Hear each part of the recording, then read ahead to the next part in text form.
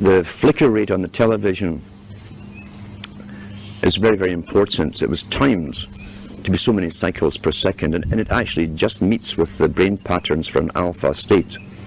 When our brain sees it through our eyes, we start to adopt that flicker rate in our mind, and we go into a deep alpha state. Watch children and watch their mouths. They drop open. They won't hear their parents talking. They're hypnotized, in fact.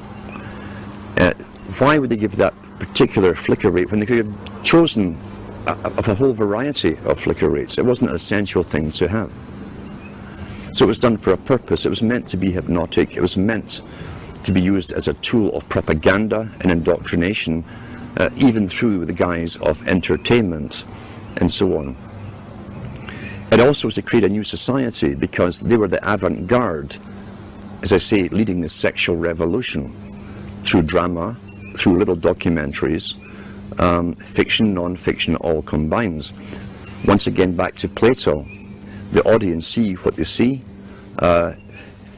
You understand that it's even worked out towards different age groups. There's something on for everybody's age group. Each age group is actually being updated as well, even the elderly ones, into new ways of thinking or seeing things.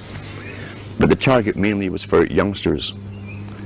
If we take one of the world's experts on propaganda, who is Jacques Ellul, who wrote extensively on how the mind works and how all entertainment, he said, that has to do with government programs such as police, detective stories, detective series, which contain little human dramas as the hook that you identify with, to make you watch the whole story. Child gets kidnapped, detective goes on a hunt, he goes through hell and fire to get that child back. You identify with the hero if you're a male, you identify with the heroine if you're female. And that's the hook to get you to watch them. But what he said was, all dramas to do with police, or even the military in movies, are pure propaganda. Pure propaganda. The human story is just the bait to make you watch through it, to get you to identify with it. Because once again, there's always a message left somewhere in the movie. It might even be a message that's against your own morality. It could be where the cop, for instance, does sleep with this beautiful woman while his wife is at home, and it's all part of the story, and even tell you why he did this. He was feeling down that day, blah, blah, blah. And so you've just again altered your viewpoints on how you yourself might behave in that situation. And that sometimes that kind of thing can be justified. That's how you're downloaded through entertainment. It's there to alter and direct and always upgrade into another step of the direction that the entire culture for someone else's purpose. Let's talk about the effects of the alpha state first of all. Recent articles I've even read on the air from various science studies show you that even when you switch off television, you remain in that alpha state for maybe 45 minutes to an hour, sometimes longer, depending how long you've been watching it. With high definition, again, why would a president of a country mandate that all TVs had to go high definition? Is it because he really cares so much about your happiness?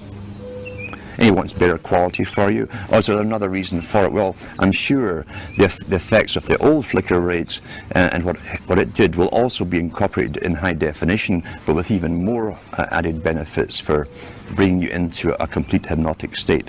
How do you wake someone up who's addicted to television? You can't. Very, very simple.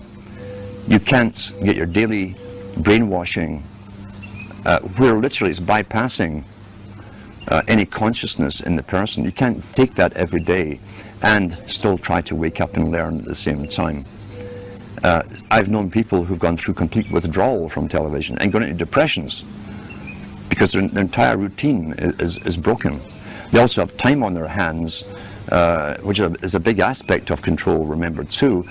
If you can take time away from a person who can think for themselves, who might say, oh, I'll go and read a book, I'll go and study something, or If you can take that time away from them and have them mesmerized in front of a television set, then you'll keep them dumb, stupid, compliant, and going along with the system. I always advise to people, if you know someone who's watching TV, it's quite simple to find out where they are mentally, psychologically, in the understanding of things. You can ask them a few simple questions. If they give you standard television answers, forget it. Simple as that, forget it. If you see some spark of their own opinion coming in, there's maybe a chance you can do something with them. But you cannot get a... You see, television, it can be classified as a drug.